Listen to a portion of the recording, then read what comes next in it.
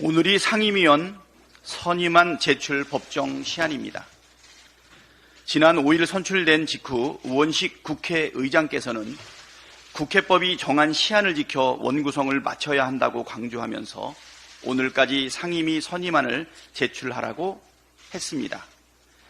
상임위원이 선임돼야 상임위원장을 선출할 수 있고 그래야 국회가 일을 할 수 있습니다. 민주당은 준비되어 있고 바로 제출할 것입니다.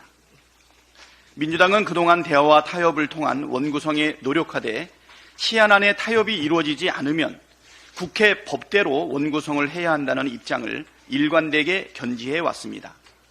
원구성은 제22대 국회의 첫 단추를 꿰는 작업입니다. 첫 단추를 제대로 꿰야 마지막 단추까지 제자리를 찾을 수 있습니다. 명단 제출을 거부하거나 지체하는 것은 일을 하지 않겠다는 선언이자 일하는 것 자체를 방해하겠다는 선언입니다. 일을 하지 않을 거면 국회의원을 할 이유도 없고 정당을 구성할 이유도 없습니다.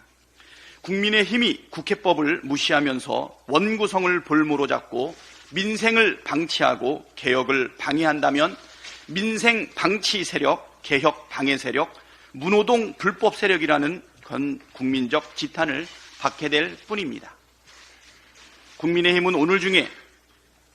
오전 중에 바로 상임위원 명단을 제출하기 바랍니다. 만약 질질 끌거나 제출을 거부할 시 이후 벌어지는 일의 모든 책임은 국민의힘에 있다는 점을 분명히 해둡니다. 스스로를 원망하게 될 일을 하지 말고 현명한 선택을 하기를 바랍니다.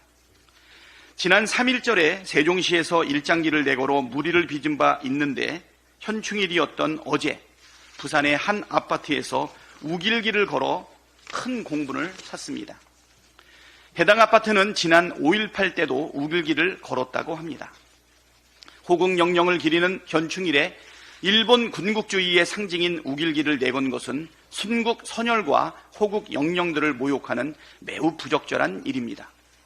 무슨 의도로 내걸었는지 모르겠지만 윤석열 정부 들어 정부와 여권에서 노골적인 친일 커밍아웃이 계속되고 있는 분위기와 무관하지 않다고 생각합니다.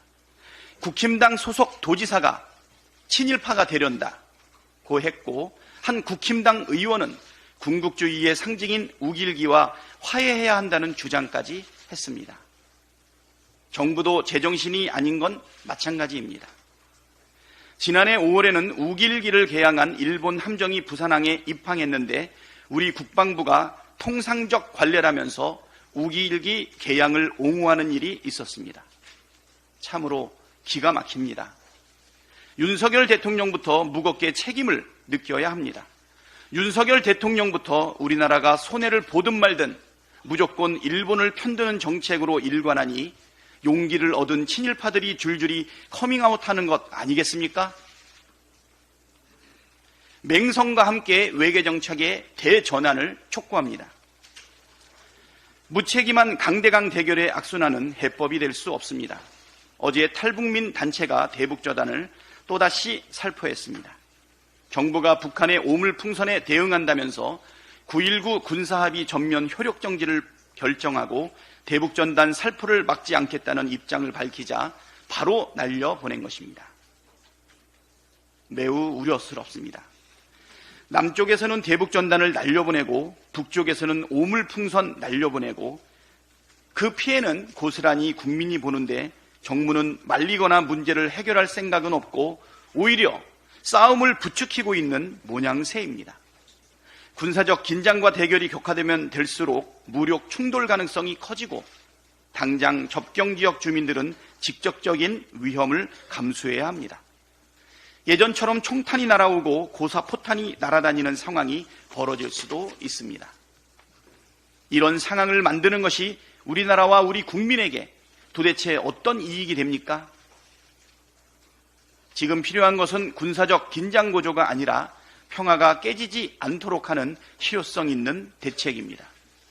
민간 단체의 무책임한 대북전단 살포를 자제시키고 북한과 대화를 통해 상황을 안정적으로 관리하면서 평화를 유지하는 데 정부가 주력해야 합니다. 실익은 없고 피해만 양산하는 것은 결코 좋은 대책이 될 수 없습니다.